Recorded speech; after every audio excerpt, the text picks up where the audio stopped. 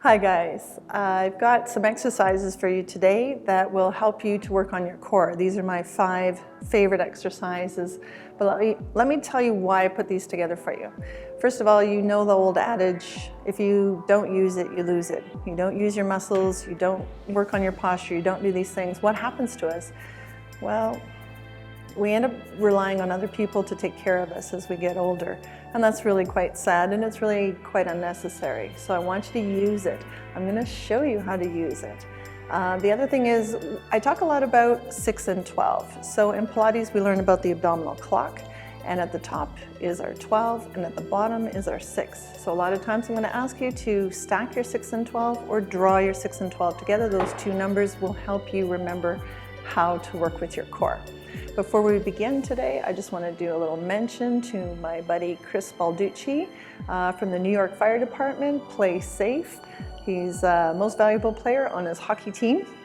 And thank you for all the swag. It was great to open up a big box of t-shirts and bracelets and things. So that was very cool. And one more mention to my friend Kyle Mahadio, just for putting up with all my insecurities and perfectionisms and all of that kind of stuff, and taking these shots at me. So let's get started. Hi guys, I'm going to run you through a quick Pamela session. These are some of my favorite exercises to help you with your posture, your alignment, and how to establish your core properly. So some of you have a small ball, that's great. If you have a styrofoam roll, I'm actually going to show you how to use it. When you lie down on your styrofoam roll, you want to have your tailbone near the bottom and your head near the top, with a small space underneath the small of your back, about the size of a raisin or a grape. And you're going to lie on a flat part of the tailbone, flat part of the base of the skull, and just keep your number 1 finger just at your chin and your chest to make sure your alignment is proper. Engage your core, so slightly draw your navel down towards your spine, but don't flatten out your back.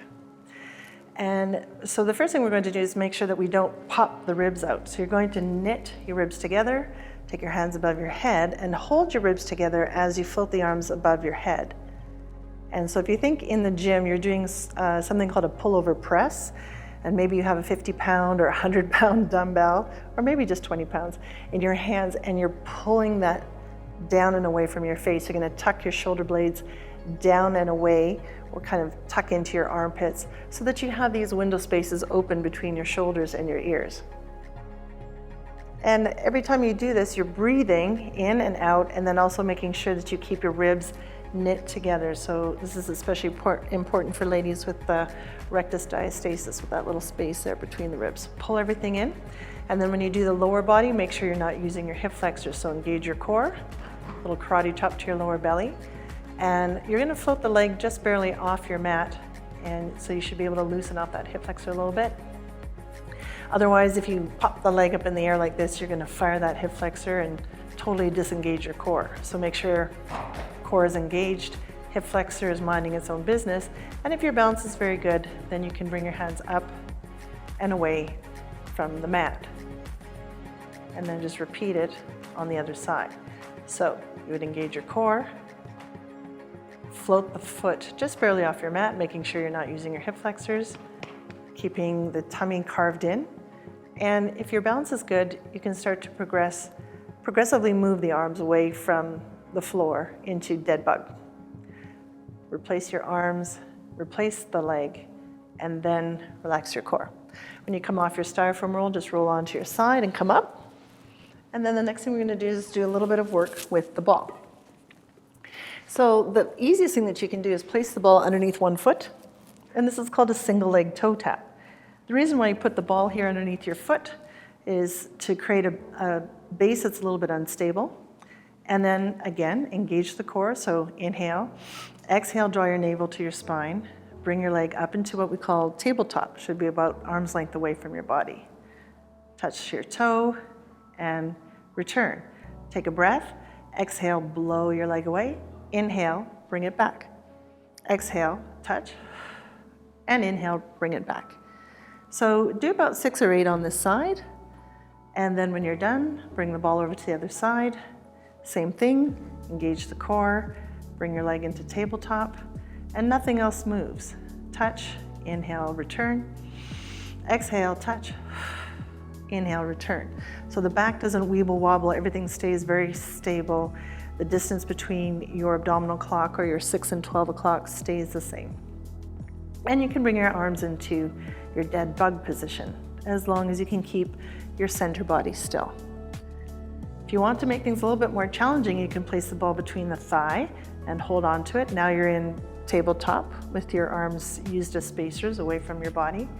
And you can hold this position with a little squeeze on the ball, navel to spine. There's still a little bit of a space underneath the small of your back, not too much. And then just, this is sort of a time waster. You're just breathing as you touch the floor behind your head and pinkies touch the mat beside your hips. So inhale, thumbs up, and exhale, pinkies down. Inhale, thumbs up, and exhale, pinkies down. And then finally, this portion of the exercise you can make a little bit more interesting by placing the ball underneath your tailbone. So the arms on your mat, shoulders well away from your ears. Once again, engage your core, so no pooching in my class, navel to spine. Bringing one leg into tabletop and the other leg into tabletop, and you can measure your distance. Take your breath to prepare, and as you exhale, touch the mat, inhale, return.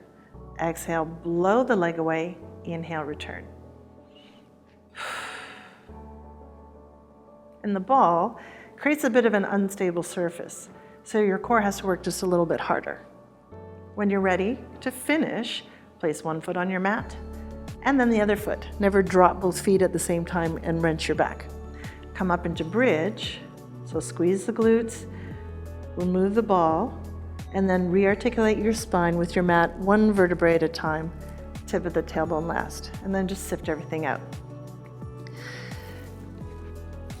The next exercise we're going to work on is our Pilates roll down, and we're going to add a little bit of an oblique twist to it so we can get those oblique muscles in there, those internal and external obliques. So here's what happens. You're going to use the ball not to prop up your tailbone, but to actually train yourself to draw the navel in towards the tailbone. So you're going to sit up nice and tall, relax your hip flexors, and draw your navel in towards the ball. As you inhale, stack your spine, so stack your 6 and 12, and then you're going to draw these two numbers close together. So I'm not leaning on the ball. If I were to take the ball away, I'd still be in this position. The ball is there for proprioception, so that I can feel my back pressing into the ball so that I know that I've got that contraction going. And then I'm going to take a breath, put my hand in my back pocket, inhale, and put my hand in my back pocket. Now, if I'm worried about my back, I'm actually going to reverse my breathing. So instead of inhaling, I'm going to exhale. And then I'm going to inhale as I rotate. So exhale, inhale, and exhale. And the reason why we inhale when we rotate is so that we don't over-rotate and hurt the spine. So inhale, you can only rotate so far. You can make it more challenging by inhale and go into your water skiers wave. And exhale. Inhale, wave. Exhale, back to center. Check out the hip flexors. Inhale, wave. Exhale. Inhale, wave. And exhale. Now imagine that there's a barrel in your lap. You're going to come up, up, up, up, and over the imaginary barrel. Stretch everything out, and yes, you can bend your knees, and then slowly stack your spine. Now, there's a variation on this one that's called arrow, and is a little bit more advanced. So you need to make sure that you've really got a strong core and you don't have a lot of back pain going on in order to do this one, because there is a bit of a twist in it. Here's what happens. You inhale and set yourself up the same way we did with the other two. Exhale, roll down. But this time, the arms are going to come out to the side, and you're going to add a twist. So the hand that's closest to the floor, that's going to reach down and touch, and then the hand that's closest to the ceiling is going to reach up and pull. So you're going in this diagonal arrow pattern. Make yourself very tall. Exhale, engage your core into the ball. Inhale, tall. Exhale, into the ball. Inhale, and exhale. And one more time. and bring your hands out to the side and forward. And once again, there's that imaginary barrel. Never go through the barrel because you're just going to pooch the belly out. So you're always going to go up, up, up, up, up, and then over the barrel so that you engage your core, including your spinal extensors. And then slowly stack your spine. And of course, you're going to repeat on the other side. So we're going to do something a little bit more difficult now, and this one's called boat pose. The ball does a really good job of helping to support, well, not support, I don't mean lean against the ball, but just to reinforce how you need to support your own spine by engaging your core. So once again, ball goes behind your back. You might want it a little bit further this time so that you can balance your body. So this is your fulcrum, your arms and legs will be on either side of this, and you're going to come into your boat pose. So you want to tuck the tailbone under, draw your navel in towards the ball, which is a little bit slightly higher on your back. Bring one leg into tabletop, bring the other leg into tabletop, and then the arms can come out to the side. So this is just basically your yoga boat pose, but in Pilates we turn the palms to face down and we begin these little oscillations, which make things a little bit more difficult for your core. And so the breathing is in and out for 5 short breaths in and 5 short breaths out. So it goes 1, 2, 3, 4, 5, 1, 2, 3, 4, 10, breathing in and breathing out. And we do this 100 times. You can make this a bit more challenging by bringing your toes into a V-sit position. It is definitely more challenging. And then the same thing, you can go into your V-sit, or you can take the hands out to the side and add your oscillations to make this a bit more difficult for your core. And finally, the third variation on this theme is to take the ball away completely and to roll down diagonally on one shoulder blade and up, and then roll down on the other shoulder blade and up. So it looks like this. Come into your boat pose, release the arms, take your breath, and roll down onto one shoulder blade. Inhale up, exhale, and roll down on the other shoulder blade, and it's not easy. So exhale, inhale, exhale, and inhale. Wow, tough stuff. And when you're done, come up tall, bring the chest forward, and stretch everything out. You can do little butterfly wings with your legs. Now, we've come to the 5th exercise, and this is called Corkscrew. And so there's a few variations on Corkscrew, and I'll show you all 3. The first one is to do Corkscrew with the ball underneath your hips. So you're going to come onto your back, give me a little bridge, place the ball underneath your hips, shoulders well away from your ears, and once again, draw your navel down towards the ball. Come up into tabletop, and then stretch both legs up, boom, into a bit of a hamstring stretch, really. Now imagine someone's just twist-tied your toes together, your big toes together, and you're gonna draw little circles around, as if you're drawing little circles on the ceiling with your big toes. So try making them little, then you can go slightly larger, and switching directions, of course. If you have very good balance, you can start to take your hands away from the floor, or you can take the ball away and work a little bit more on your lower abdominals. Remember, 1 foot down at a time, come up, remove the ball, and the setup is the same.